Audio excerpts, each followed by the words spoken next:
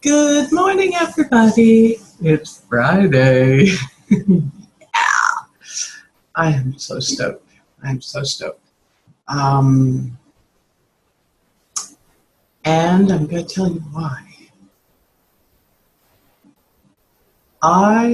Over the last week, I've been coming to terms with something that's been happening in my life for a long time.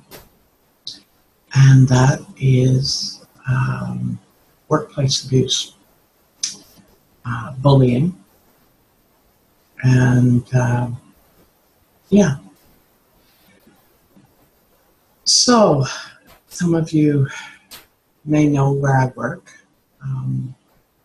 Some of you may know who I work for. And I'd ask you to keep this confidential as, it could get messy. And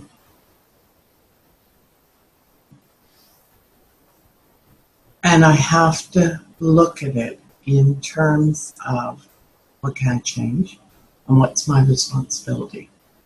So when I look at it in terms of, say, let's go with the 4 A's, okay?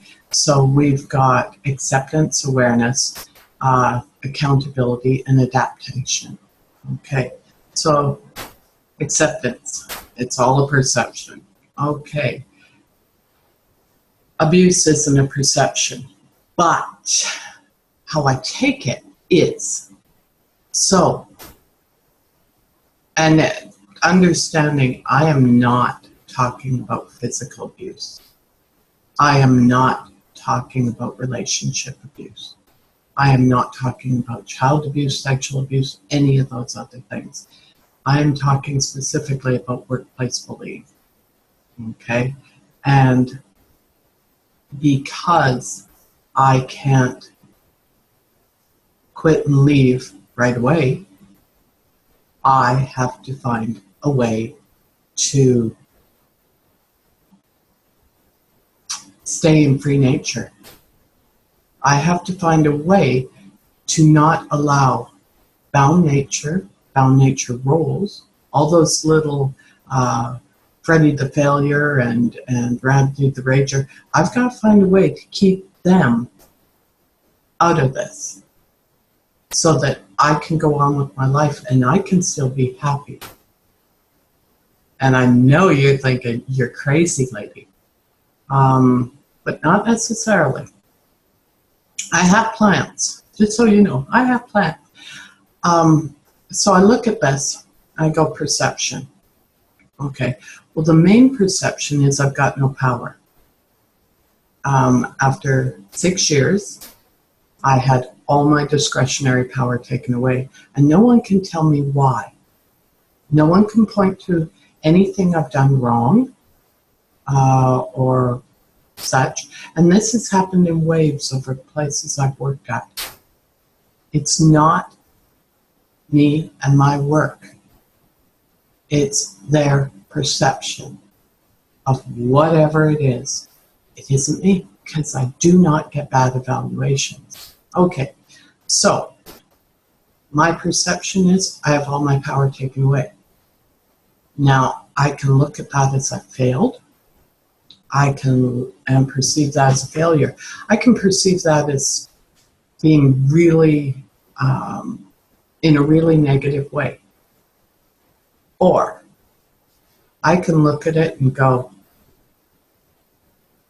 okay, so my bosses have to take all the responsibility for what I do.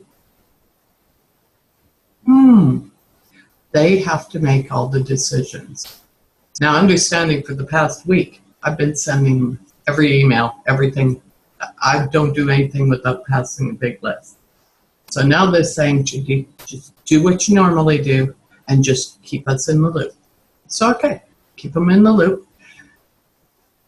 That means my perception of my job just got smaller, lighter. Okay, so I'm going to change my perception, and I'm going to go, I don't have discretionary power. That is a good thing. I can't be held accountable for any of the decisions I make. That is a good thing. They can't come back at me for any of the decisions I make. That is a good thing. Okay, so we're good there. So let's move on to the next one. So what have we got? Sorry, acceptance, awareness. Awareness that this is the story. Awareness that this is a perception. Well, you know what? Abuse isn't a perception. But my reaction to it is. Okay? So my reaction to this has been to feel victimized. My reaction to this has been to feel like I've done something wrong, as though I am less than a failure. Okay, so afraid the failure is kicked in? No, that doesn't apply. That doesn't apply. And again, stressing, I am not talking about other forms of abuse. I am talking about workplace bullying and workplace abuse. Okay, and I'm not saying it's not real. If you are experiencing this and you have official avenues you can follow that will be effective, go for it. Seriously, go for it. Fucking go for it, because if it's happening to you, it's happening to other people. So my perception was I'm being bullied. My perception was I had some power in this as a employee, that somebody would stand up for me. Yeah, no. I've been to the avenues that are supposed to support us as workers, and no. Okay. So then I thought, well, mediation.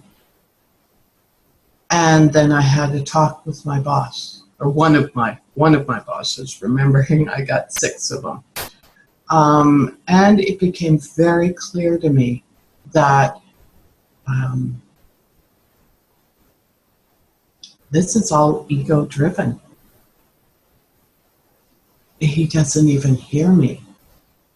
After my actions of last week, when I did a meeting with him to explain, he said, I'm very hurt, I'm very disappointed. My feelings didn't count. I was doing this to him.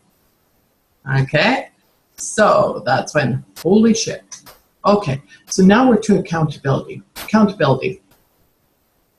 Do I have a role in this? Well, I'm still working there. I'm still working there.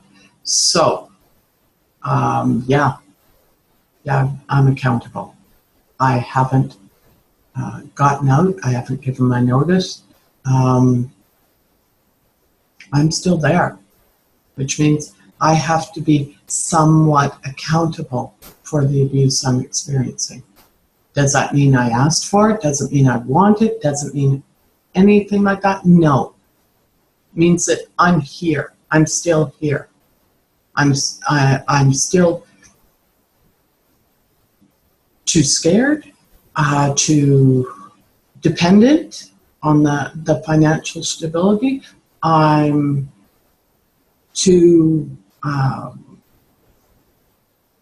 bonded with whatever prestige comes with it. Whatever it is, I have to take some accountability that I am still in this situation, and that I have been for 6 years.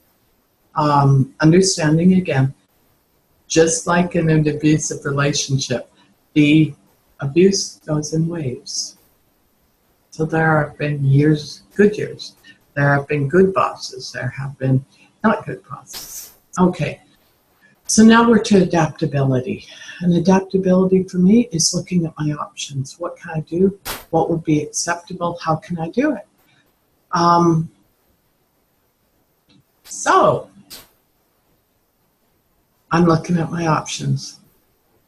And it turns out there's a lot of them. Not the least of which is getting my business up and running, is getting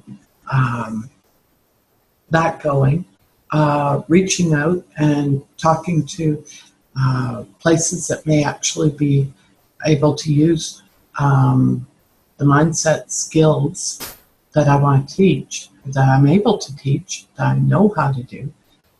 So, yeah, is there light at the end of the tunnel? Oh, hell yeah. Oh, hell yeah. We don't go down easy. So, I wanted to come clean with everybody, mainly because this has been a struggle, and I'm pretty sure some of you have noticed. I do not label myself. And when the label of victim comes up, I strongly reject that. That's disempowering to me. That makes me feel weak. I don't like it. That's not to say I don't honor it in other people. That's not to say I view them by the same measuring stick I hold myself to. We all hold ourselves to a higher standard. We all hold ourselves to a different measuring stick than we do for anyone else. So for me, yeah, I am disappointed that I left. No, I feel disappointed. I'm not a feeling. I feel disappointed that I moved across country away from my family for this job. And this has been happening. On the flip side of that, because there's always a flip side, I wouldn't have gotten the training I had if I hadn't moved. I wouldn't have met the people I met. I wouldn't have the options I do if I'd stayed where I was. At least I don't think so.